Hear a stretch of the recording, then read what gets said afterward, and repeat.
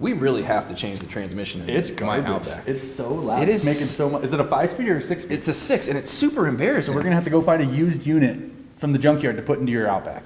It's insane. I mean, I can't even drive to the grocery store. You know what we did? We did the how-to on the automatic transmissions of how to inspect them for the purpose of buying them from a junkyard. Right. How do you inspect a manual transmission? That's a great question, Dale. We have the Muncie. Let's do a video. Yeah, we have it right here. Let's take it over to the studio. Man. Get it to the studio. Yeah, let's get it done. All right. You got it? Yep. All right.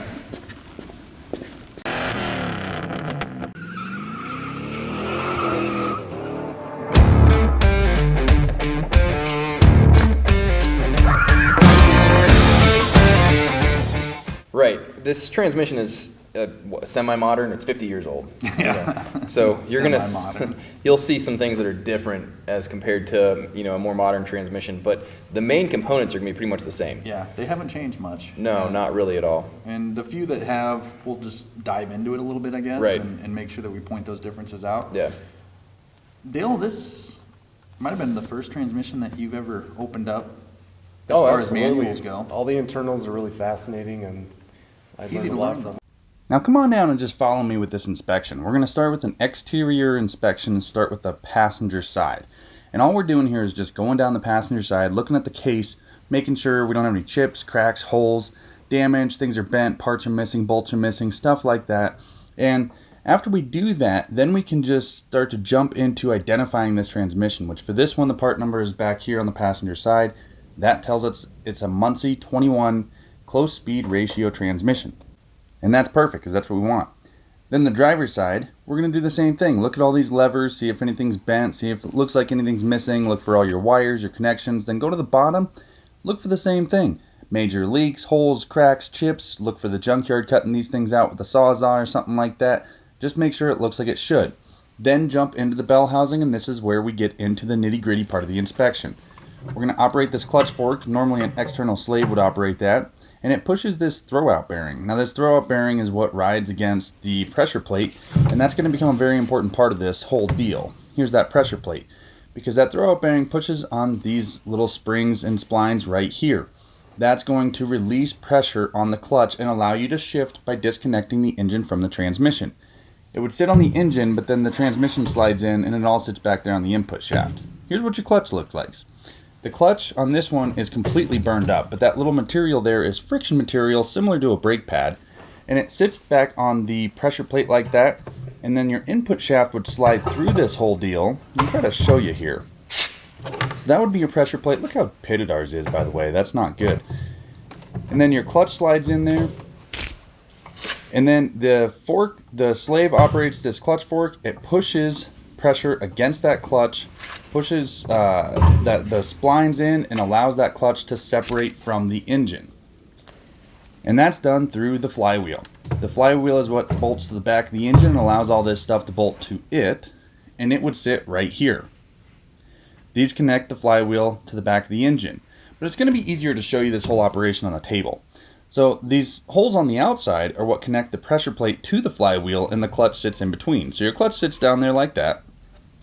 And then you've got these holes on your pressure plate. They're going to line up with the holes on the flywheel. Sits just like this, right there on the back of the flywheel. And that's how it all goes together. Zoom in here so you can really see. This is what the input shaft of the transmission would slide through, and you can see where that throwout bearing rides those splines. Now, look at the driver's side of the case here. You've got these shift levers. This one right here shifts into 1, that's backwards. And then you shift up into number 2, so it's a 4-speed transmission, that's forward. And the lever in front of it operates 3rd, and then if you wanted to go into 4th, you would shift that forward, and all of your linkage helps you control this with the stick in the middle of the car. This wire here is actually a ignition control, where the ignition retards if the transmission is in 3rd or 4th gear. These wires here are for a reverse light. The reverse light hooks up to the reverse linkage, and what that's going to do is when you go into reverse, it operates that switch, turns on the lights on the back of your car to let people know that you're in reverse. This is on the old transmissions. Not very many of them have this little operation here. It's kind of unique. But it's just a little pin that slides there into that lever. Now, after you've done all that and confirmed that they all shift, you want to make sure you have the right gear ratio. And we do this, I put the clutch on here just to make it easy to spin. by applying a little piece of tape to the front of the transmission on the input shaft and the back of the transmission on the output shaft. Again, the clutch is just here to help with the demonstration and help turn the input shaft. Now the output shaft has this little yoke connector on it, and what that would do is connect to the drive shaft and then back to the rear axle. So we're going to put a little piece of tape on that as well. And then, well, dang, tape just will not stick to this thing. It's so dang greasy. But what it's going to do is it's going to show us how many turns the output shaft is turning versus the input shaft. This one in first gear should be a 2.2 to 1 ratio, meaning I turn the input shaft 2.2 times to turn the output shaft 1 time. Let's find out. Now that's about half a turn, 1 full turn, and 1.5, 2 full turns. We're almost there. Again, we're looking for 2.2. I would call that good enough. That looks like a close speed ratio based on what we can figure out. Now, the next thing that we're going to do is confirm that in neutral, the input shaft and the tail shaft don't turn together. Now, there's a little bit of friction in here. They might turn if you don't hold it. But then we're going to confirm with the gear ratio in 4th gear, which in this transmission is going to be a 1-to-1 ratio. Shifting into 4th, watch these 2 shafts. They should turn in perfect alignment, and they do. So we're fairly certain all of our gear ratios are correct, but let's confirm reverse actually works. Go into reverse, now the tail shaft should spin the opposite direction. And it does. So this is all checking out the way that we want it to. It's all looking pretty good. My tape fell off there. But I would say that this is a good transmission as far as the gear ratios. So let's go into shifting at the same time. Try to get into 2 gears at once. That would tell you something's out of alignment. And that's all I'm doing here, shifting into different gears and then trying to shift into 2 gears at once. Can't do it. This is good. So far this transmission is checking out, and this is something that we would consider buying. But let's go to the passenger side. This is your speedo cable where it plugs into the tail shaft there. This is our mud dauber nest. That tells us this thing's been sitting for a while. Could be a good thing. Could be a bad thing depending on what you're looking at. But then you're going to go into your fill plug and drain plug. The fill plug here is the higher one. The drain plug's lower right from there. And you want to take this out for a couple of reasons. Primarily you want to look at the metal on the magnet, right like that, and you want to look at the fluid inside of that transmission. So we're going to tip it over here and see what it looks like. Now this transmission fluid should be that color. Yep, should be just like that. A nice golden honey, good consistency, not shiny. The magnet here, you do normally have some metal on these, not very concerning. You're looking for big chunks. We don't see any big chunks here, so again, that looks good. You'll notice a couple of missing bolts here. These aren't a big deal because we know this transmission, but if you saw this on a classified deal or some sort of junkyard deal, you might be concerned.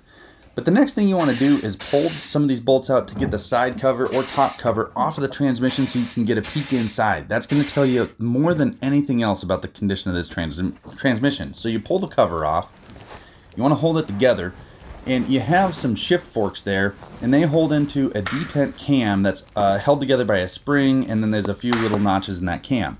So here I'm showing you just shifting into different gears so you could see what it would look like in the transmission. Now these forks would stay in alignment because they sit on a sleeve inside of that transmission, but this is what it looks like. So if you ever have something that's popping out of gear, you might have a worn spring or a bad detent cam. Let me show you what it looks like now without one of these. This is just that lever, and you have a few different parts in there that can wear out, but generally speaking, that's not going to be something that you have to worry about. And I want to show you what it looks like inside of the transmission. These are your sleeves that I was telling you about. The shift forks sit on these sleeves, and they slide over various parts to engage the correct gear. And you're not going to be able to see all your gears in here, but you can see a couple of the main ones, and you're going to want to turn it and look for a few things. You're looking for teeth on these gears that are missing, damaged, chipped, pitted, anything like that that would tell you something is wrong with this transmission, or at least is worn with this transmission. And so turn it slowly and look. This is one that I'm talking about here. You have a little bit of scuff mark here. That's from somebody grinding the gears when they're shifting. You maybe don't have the clutch in all the way or something like that.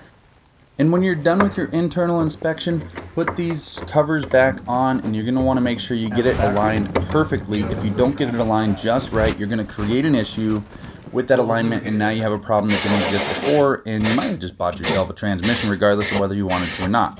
But that's it. Now you're done with the inspection. That's all there is to this whole deal. It's actually pretty simple. That went really well. It wasn't bad. Yeah. These things aren't complicated. No. If you don't see any major defects, you take a look at everything, and everything looks fine, you're probably gonna be okay. If anything looks weird, walk The away. benefit to the manual transmission versus the automatic is you can see so much more of it and have confidence that you're purchasing a good unit. Whereas Absolutely. the automatic, you're kind of gambling. Yeah, Yeah. it's extremely interesting to me that it is so simple, but yet it's heavily engineered. Yeah.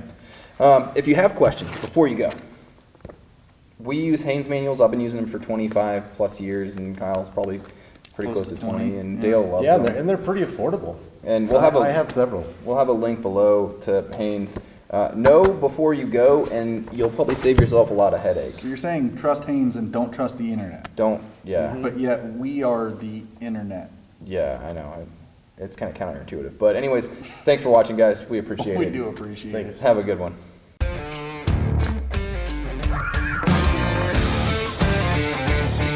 Well, yeah, let's put it back. I agree. You guys have a hand? No. No, Dale, you just sit there looking awkward, You're bud. fine. That was a good video. Yeah. I think we should do like an engine maybe next time. That'd be super helpful. for people. Engine, used car. Yeah. We could do the used car. I wonder if anybody would get anything out of that. Yeah. You guys don't need help? Don't need help, Dale. No, we're good, Dale. Just sit there. Yep. Why does he always want to help? I don't know.